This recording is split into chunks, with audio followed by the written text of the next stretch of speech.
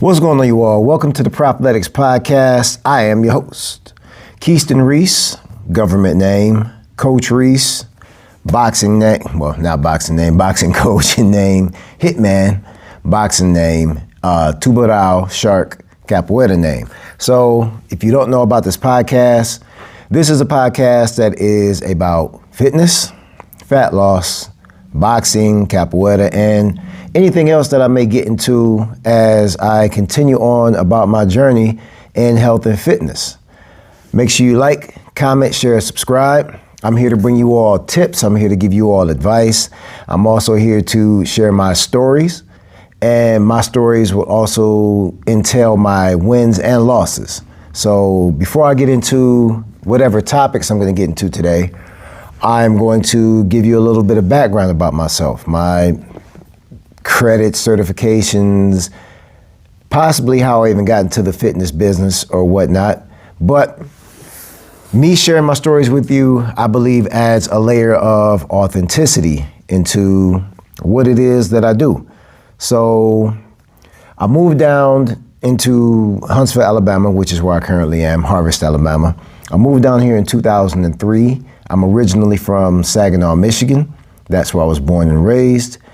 Moved down here, and that's where all of this began. Excuse me. I used to go to a gym called Cosmos, and Cosmos was located right across from the apartment complex that I lived at. And I went in there and just went to do a typical workout or whatnot, as far as lifting weights or whatnot. And I happened to look over in the group fitness room, and there is my future boxing coach. I had no idea, of course, but he was in there training another guy. And the guy that was in there being trained looked like a superhero to me. I had never seen anyone box before in my entire life, not in a real physical sense. Excuse me. I've seen individuals, box on TV or whatnot, but to actually physically see this guy, and his name is Jamal Brooks, to see him in their training was like fantastic to me. So what happened was I just go in there and physically watch them train. I wouldn't speak, I wouldn't say anything, because I seen the focus that you had to have while boxing. And I was just generally and genuinely amazed by what I was seeing. So I would go in there and just watch and just sit and just watch this amazing individual train. So by the end of the week, let's say I went in there maybe on like a Monday or Tuesday. By the end of the week, or I think it was next week, the week after. Anyway, I went in there to sit down and watch. And the coach, Jeff Teague, he looks over at me and says, "Hey, you've been coming here for about a week. Why don't you come out here and try it?" So I go out there. And me thinking, because I've had a couple of, little street fights when I was younger or whatnot, that I pretty much know how to fight and defend myself. I couldn't be any further from the truth. I go out there and put on the gloves and the wraps or whatnot, and coach throws on his pads. I'm out of wind within the first 3 seconds. Why? Because I didn't know how to punch. Not boxing punch. There's a huge difference, people. Let's clarify that really quick. There is a huge difference between a boxer and a street fighter. Somebody who trains themselves to fight versus somebody who just gets their lunchroom right hands in and genuinely fights out here in the streets at clubs or whatever the case may be. There's a huge difference when there is a focal point between you and somebody else who trains to fight. Both of you are trained to fight. Anyway, I go out there and find out that I don't know how to throw a jab. By the time I'm throwing 5 jabs, my shoulder's burned out. I'm cooked. I'm already done. It was the most humbling experience I have experienced when it came to combat sports, or one of the most humbling experiences. We'll get into the other one later. But I go out there and find out pretty much that, yeah, I might be okay if I land a lucky punch out here on somebody who doesn't know how to defend themselves. However, if I go out here and swing on somebody who knows how to box or has some sort of martial arts training, I may as well get tuned up. So I go out there and find out that I can't fight, right? As far as to that extent or whatnot. A week later, I mean, literally by the end of the week. So let's say that happened on Monday. By the time Friday came, he wanted me to get into the sparring scenario. Mind you, I just seen a little Dragon Ball Z character the week before. I'm looking at him out there, and Jamal is nuts. I hope you're watching this, Jamal, too. But Jamal used to look nuts to me. Jamal was from California, and he had already been boxing, for years. Had plenty of fights under his belt. But Jamal was the type of guy as to where he already did 500 sit-ups before training started. He already ran 5 miles before training started. When I'm talking 500 sit-ups, like he used to get on the decline, right? And just hit 500 straight, not sets of 100, not sets of 20. 500 sit-ups straight. Like he was a little Bruce Lee cut dude with all type of speed and power. When I woke up in the morning to go to work, Jamal didn't drive to work. He worked at a grocery store up the street, up the way, like a department store up the way. This dude ran to work with a weighted vest on and ankle weights on his ankles. I would drive past him every morning. I'm like, this is a machine. And coach wants me to spar this machine. The dude who goes into the gym he had the black Title weighted gloves on. And on top of the weighted gloves, he'd slap a 3-pound ankle weight on top of it. Coach wants me to spar that. And he's only about 140 something, maybe 150 pounds soaking wet. I'm like, oh, coach wants me to die. That's what it is. He just wants me to die. So man, my nerves dropped because, hey, I'm here. There ain't no getting out of it. Let me go on out here and see what I can do. So man, I'm so nervous. Coach passes me this white headgear. And I didn't know how to put the headgear on for real, but I'm taking extra long now because I'm like, man, ain't nothing I can do with this dude. So I'm moving it slow. Coach comes over there and hurries up, boom, boom, boom, straps it on my head. And said, up, you ready to go? Slapped me on the head. Seeing the headgear wasn't moving. Said, up, you ready to go? I'm like, all right, I'm about to go out here and just do whatever I can. And back then, there were like the rotary clocks, not these digital clocks or whatever. So he sets the clock. I didn't see what he set the clock at. So he sets the clock and he whispers to me, like, you're taller than him. Jamal's maybe like 5'7", maybe 5'7", 5'8", or whatever. But he's like, you're taller than him. Jab him, keep him off of you. In my head, I'm like, okay, I'm about to jab for dear life. He'll never get close to me. I'm gonna make sure he'll never get close to me, ever, right? So the bell rings, boom, we go out there and I'm jabbing the horrible jab I just learned earlier that week, right? The jab that I didn't even know how to throw. The jab that I'm not even conditioned to throw. I'm throwing it for dear life. My shoulders just burning. I'm throwing. And the jab starts here because remember, he's shorter than me. And it starts going down lower and lower and lower. And let me tell you the most embarrassing part about this. As I'm jabbing, right? As I'm jabbing at this man, he never put his hands up. He never even had his hands up. For one, he knew I was not in range. He knew that I was scared to get hit by him.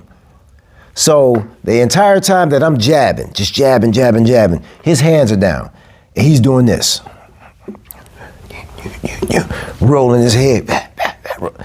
And I'm looking at coach like, hey, what am I supposed to do with this? Like, I'm jabbing, doing the best jab I can, doing the best untrained 4-day jab I can possibly do. And I'll never forget, rest in peace to Big Nate. Big Nate and another one of his security guys were in there watching too. The place that I would be back there sitting is where they were watching. So they watching me just desperately jab at this dude who I can't hit. He just got his hands down, boom, boom, rolling off the shots. And I'm watching the clock. The clock's rotating because I'm like, okay, I just gotta hold on some more. Shoulders locking, shoulders dropping. And I saw it roll to the 2-minute mark because an amateur boxing round is 2 minutes, right? I just knew if I made this 2 minutes, I was gonna walk out this ring with my head up and pride still intact. So, boom, it hits 2 minutes, I drop my hands and immediately Jamal lunges at me. He jumps a little bit at me. Boom. And he does this posture right here. Boom. Tells me to pick my hands up. And I'm look over at coach like, hey, what is this? And coach was like, you got to go 3 minutes. And by that time, my nerves are gone, shoulders gone, and the only thing I could think was I'm about to impose my will. I'm about to knock him out, man. I'm about to go ahead and drop this dude. I'm not about to be out here doing all this. I'm about to knock him out. A couple of days before we sparred, I thought I learned how to effectively throw a hook. So that was my shot. I was going for a hook, right? So I've got Coach here, Big Nate and the other security guard that he was with over there, and I got Jamal right here. And in my head, I'm about to knock this dude out. So what happens is I go to throw a hook. How awful it looked, I'm unsure. I'm pretty sure it looked terrible. I wish somebody had it on video. So I go to throw the hook, right? And I throw, and the room slows down. And as I'm throwing the hook, like I can't pick my elbow up right now, but the bag's in the way. So as I'm throwing the hook, the room slows down. Jamal's not here anymore. Coach is over here. Big Nate and the security guard's over here. I can see everybody. And I'm still throwing, and I'm in my head thinking, man, where the hell did he go? And by the time that thought registered in my head, I felt the biggest shot I've ever felt to my stomach, like literally pound against my stomach. And what happened when he hit me there? My stomach shifted. So it shifted, and just like my body just twisted. I went over there, and my stomach was over here, and my body was over here. So my stomach went over here. And when my stomach went over here, my body followed. So I was already on my way over there. However, on my way over there, Jamal was already over there. So this joker then went up under my hook, pulled a hook to my body, and I guess as he pulled the hook, he did a step hook because it's like he brought me over to him. So he was there and brought me over to him. And I'm looking over at him as I'm over there, like it felt like I was out of my body. So I'm going over to him, and he's just waiting on me. And he comes back across up top with a cross.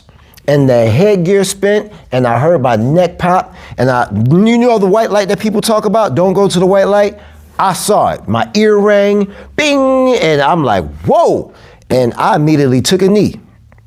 Now, this is what I describe to my fighters as the defining moment. I always call it the defining moment because this is where you find out if something is for you or if it's not for you. When you go through this type of embarrassment, for one, because embarrassment is the key to entry. For anybody who gets successful, embarrassment is the key to entry. I just got embarrassed in front of coach, in front of the guy, Jamal, who only punched 2 times within that 3-minute span and dropped me, and Big Nate and his partner. The defining moment is me on my knees, or my knee. I took a knee, right hand down to the ground. I had 2 choices right then. One of 2 choices had to be decided. 1, this is not for me. I just got whooped, I got embarrassed. I can leave out that door. I'll never put on a pair of boxing gloves again. Or 2, I just found out something that I'm weak at, something that I'm not good at. I need to get better. That's the route I took. And that's the route that I see people who succeed in boxing take. You got to take your whooping. You got to take your whooping. You got to take that barrier to entry, that embarrassment. I took that embarrassment. I stood back up. The round was over. Of course, they weren't going to let us spar again. But I think that was more of a character test than it was anything else, because I, to this point, to this day, do not let my fighters spar after a week. I give them a bit more time. However, I appreciate Coach for that, and I appreciate Jamal for that. For one, showing me that boxing is way different than street fighting. Way different. They're not even comparable. 2, what happened after that was Jamal took me under his wing. So he was like, okay, I got somebody here now. I'm sure he's dropped plenty of people who did not come back. Matter of fact, I've seen that. He's dropped plenty of people who did not come back. So it's like, okay, do you really want this?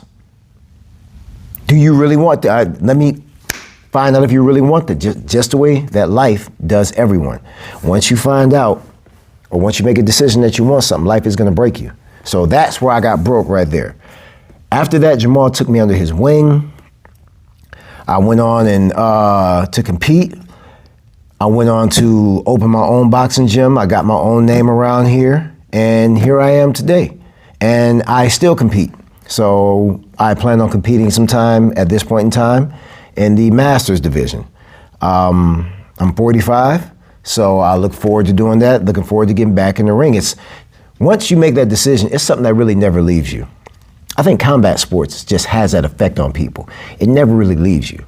Like, I can do all the weights and all that stuff like that I want to, whatever the case may be, but it's something about combat sports, just in general, martial arts or whatever, that just sinks its teeth in you. Anyway, that's my boxing story. As far as my capoeira story, now let me get into my fitness journey story. As far as working out and things of that nature. I just used to always just love to work out. Now, of course, me doing it when I was younger, starting out maybe when I was 16, 17, all chest days and all that type of stuff, whatever. I've made enough mistakes in my journey as to where I feel like I can guide people. So all the way up until I moved down here, once again, I think Alabama just really had an effect on my life, period. Because I met a trainer, he was one of the top trainers here, named Robert McAdory. And I seen him go from lax to in shape. Like, it was nothing. I asked him for guidance. He taught me the game of what he knew. There's another trainer around here who's top tier, Jeffrey Robinson. I saw what he was doing to not only clients, but he was building trainers. So I put myself around people who I could learn from. Later on down the road, here I am, got my own gym, do my own thing, and I do my best to make sure that I lead from the front. That's something that I learned from those two guys. As far as the vets and my OGs, those two right there would be them, and Dallas Terrell. Those three would be them. So Robert McAdory, Jeffrey Robinson, and Dallas Terrell were all sound as far as my journey in becoming a trainer. But with me personally, my objective with my clients and my business and my building is to always lead from the front. And what I mean by that is I can't tell you what to do if I can't demonstrate that either A, I can do it currently, B, have done it. That's it. As I age, as I get older, I'm sure there will be lesser things that I could be accurate at because of the way that, the body just happens to do. Bones get older, tendons get more fragile, and you have to be a little bit more wary about the way that you train. However, if I'm able to show you that, hey, I once was, or I currently am. So it's one or the other. I once was or I currently am. That's the way that I give authenticity to, my community, the community that I cultivated here. As far as my capoeira journey, back in 2005, so I've been doing capoeira for 10 years. A little over 10 now, huh? It's 2026. So as far as my capoeira journey, I started that out. I forgot exactly how that landed or whatnot. I think, so the guy who used to teach me, I saw him doing it out at the park one day. He's a person who goes out to the park and does it and teaches out there sometimes or whatnot. I went out there, saw it, and I was like, hey, that's that, martial art from Only the Strong. Only the Strong, everybody knows that movie. Everybody my age knows that movie, the Paranawe, Paranawe, Parana. Everybody loves to sing that part. But seeing somebody actually do it was amazing. So two things went through my head right there while I saw him doing that. Because capoeira is mostly, for the most part, in my opinion, more kicks than there are hand movements. There are hand movements in capoeira. We'll get into all that later on. But I'm thinking, okay, I've been boxing for X amount of time. So that means my hands are good. Capoeira would give me the other portion, the legs. I'm a little over 6'2". I got these long legs I need to weaponize them too. I believe in being a human weapon, not a human weapon as far as just going out and bullying and being demeaning to individuals. But I believe you should have that harnessed in you. You can defend yourself if need be. You can break things down to a mere shred when need be, should the need arise. You need to be a warrior in the garden. I'm a man of peace. I have no drama with anybody. I have no beef, no haters or anything like that, none that I know of. But even if I did, I wouldn't care enough to know that I have them. So I'm just cooling and quiet and out the way. Out the way is the best way to be. However, I'm extremely weaponized and grateful to be. So I thought that Capoeira would provide that for me. The fact that my hands are well, let me go ahead and get my legs well. Let's go ahead and do that. What I found in Capoeira, one, was my motion, even though I could move fluidly in the boxing ring and when I box, the motion that my body required me to do in Capoeira was extremely different. It took my motion to an extremely different level because I couldn't move like I needed to move. I was not as flexible as I needed to be.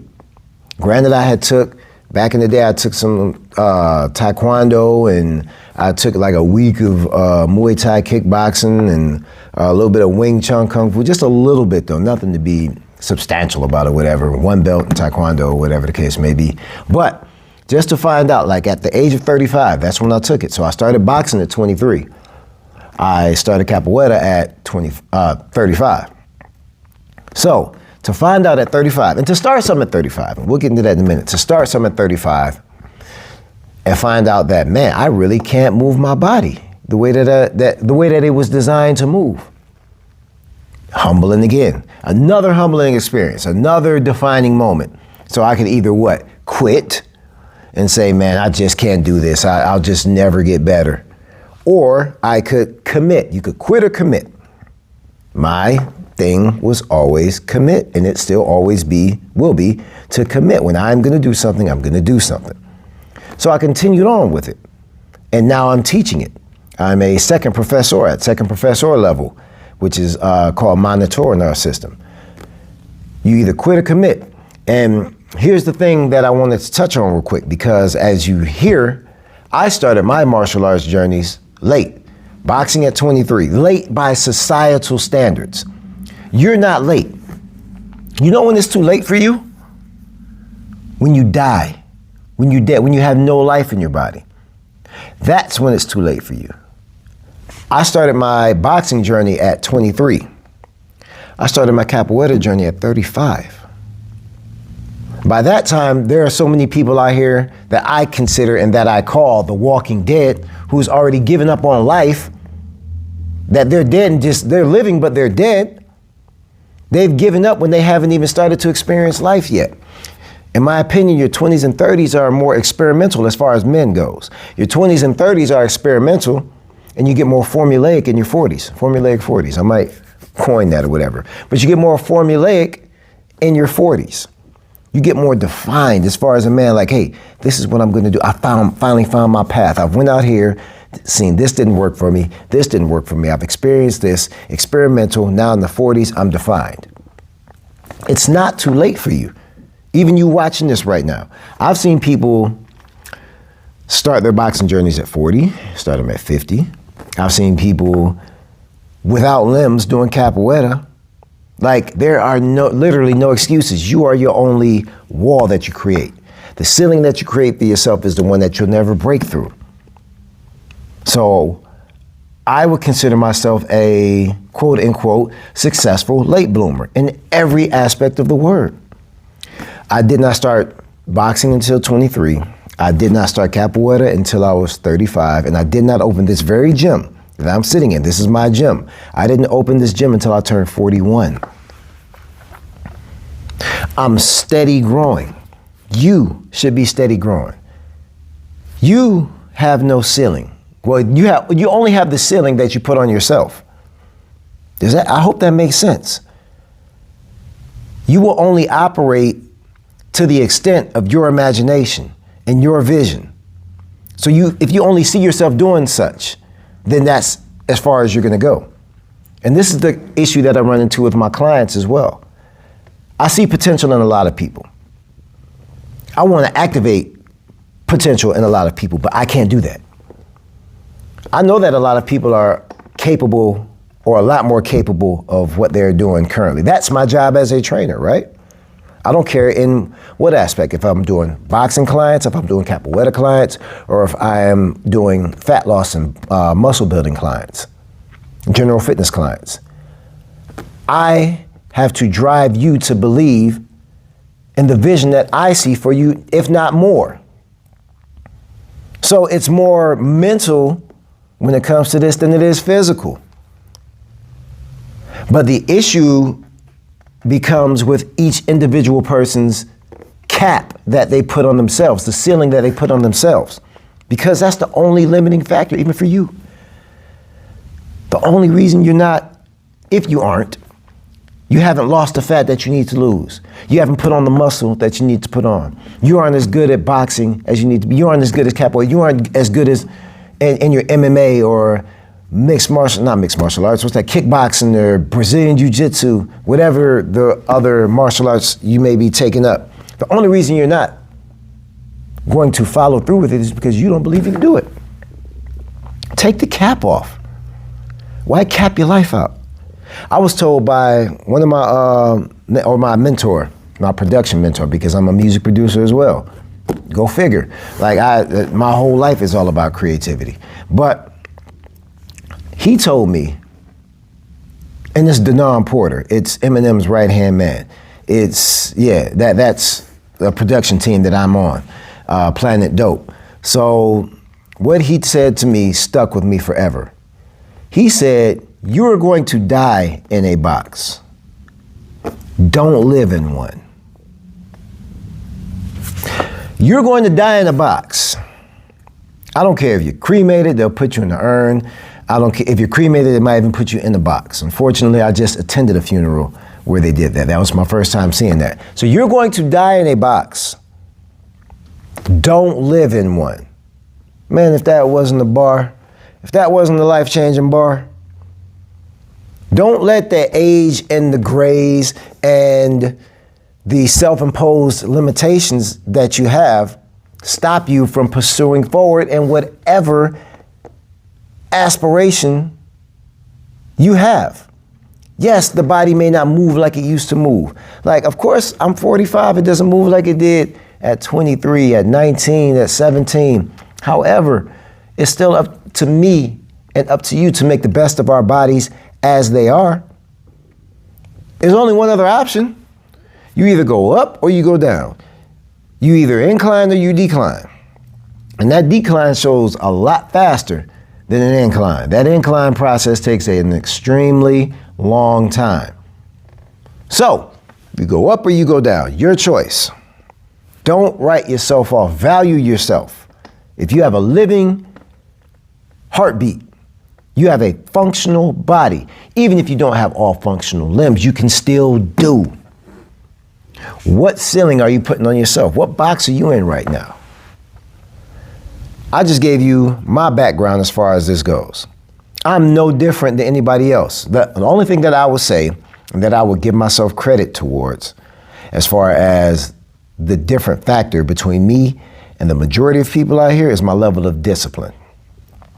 My level of self-discipline. My self-discipline is pretty high, pretty extreme. So extreme that it's boring to a lot of people. It pushes a lot of people away, and I'm highly misunderstood. But on the other end of that, being misunderstood, I tend to always succeed at everything that I put my hands on. So my discipline, self-imposed discipline, not external, self-imposed discipline, When I look in the mirror, I see something of value that I need to go ahead and take to the tier. Whatever that looks like. You know, you never know what that tier looks like. I don't know what's next for me. I have no earthly idea. But I'm gonna find out because I'm gonna die empty. But I want you to do the same. There's no age limit for success. Don't let anybody make you feel like you're too old to grow, too old to ascend. You just have to do it a bit differently. I can't get out there and do the same thing a lot of these other capoeiristas are doing. I'm not even gonna attempt to do a lot of these things that these young, boneless capoeiristas are doing. For what? To try to prove how young I am? I'm not that guy. I'm at the point where I'm passing on wisdom to you all, to the community. This is my gift to you. This is one of my gifts. Like, I believe that we're all put here for a purpose, right? I found my creative niches. I found that I can do anything that I want to do, and so can you. Hopefully this activates you. You know, I didn't expect this podcast to go more so into this type of story or this type of mode. However, I hope it's providing value to you because you're valuable. I'm just going off the cuff. I have no script, no nothing. I'm just going off of here and my life experience. This video, I hope it'll last beyond when I'm, you know, when I'm gone, when I'm dust and gone. I hope that it reaches individuals who have given up on life, who have written yourselves off as too old. There's no such thing. I get people who tell me that when they come to boxing class, now I might not compete. I'm too old. I just want to get in here and move around. They don't know I'm going to slap them in the ring anyway. They all end up putting on headgear and all end up getting out there and operating beyond their means. That's my job. That's my passion. You're going to go beyond your means. Whatever you think it is you're going to do, we're going to go beyond that.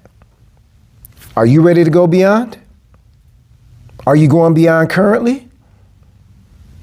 Come on, man. Don't life feel good running through you right now? Do something with that. Do something. There's a lot of people who wish they had the opportunities that you have and that a lot of people squander every day. Literally squander it, just pissing time away. Woulda, shoulda, coulda. They're watching you like, man, I wish I had the opportunity. You have the opportunity. You can do it. I don't care where you are in life. You can do it. If you're watching me on this YouTube right now, you can do it. All right? Listen, I hope you enjoyed this podcast. I hope you enjoyed this episode. Like, comment, share, subscribe. I'm going to be giving you a lot of jewels, a lot of wisdom. And when I'm talking about jewels and wisdom, I'm not saying that I'm any better than anyone else. Never come on my channel and think that I'm coming at you because I think that I'm better than you. No, I want you to activate the best you.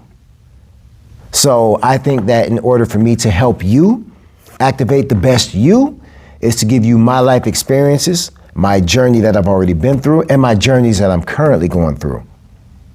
I thank you all, man. Especially those of you who listen to this all the way through or watch this all the way through. I thank you all.